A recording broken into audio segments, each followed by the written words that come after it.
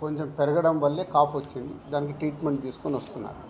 So దయచేసి నేను media వారిని 4 రోజులు జరిగింది కానీ ఇది కానీ మీకు తెలిసిందో తెలియందో హైలైట్ చేసుకుంటే అయ్యకండి. నేను ఎప్పుడు రిక్వెస్ట్ చేస్తుంటాను. అంటే ఇప్పుడు నా మీద మీకు ఎంత క్యూరియాసిటీ ఉంటుందో ఒక సెలబ్రిటీగా, అలాగే చాలామందికి అది ఉంటుంది.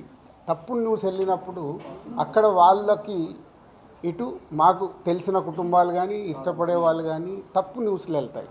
దయచేసి మళ్ళీ నేను ఎప్పుడు చెప్పేదే మళ్ళీ చెప్తున్నాను, తప్పుడు న్యూస్ని బయటికి తీసుకెళ్ళకండి. Okay, thank you. ఎందుకు చేస్తారు?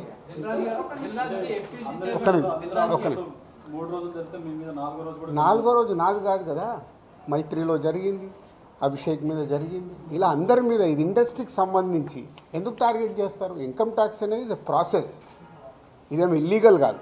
ఇన్కమ్ ట్యాక్స్ అనేది ప్రతి ఒక్కరికి, మీరు కూడా టీడీఎస్లు కడతారుగా, ఎందుకు కడతారు?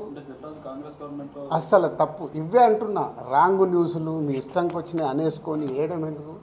అభిషేక్ అగర్వాల్ కూడా ఉన్నాడుగా, మైత్రి కూడా ఉందిగా, వాళ్ళకు ఉన్నదాని మీద 18 ఇయర్స్ అయింది.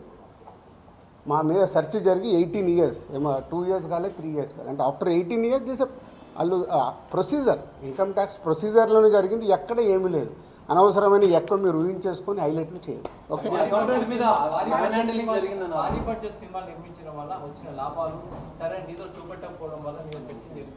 నా దగ్గర కాదండి, మొత్తం జరిగితే మళ్ళీ మీ దగ్గర అంటారండి.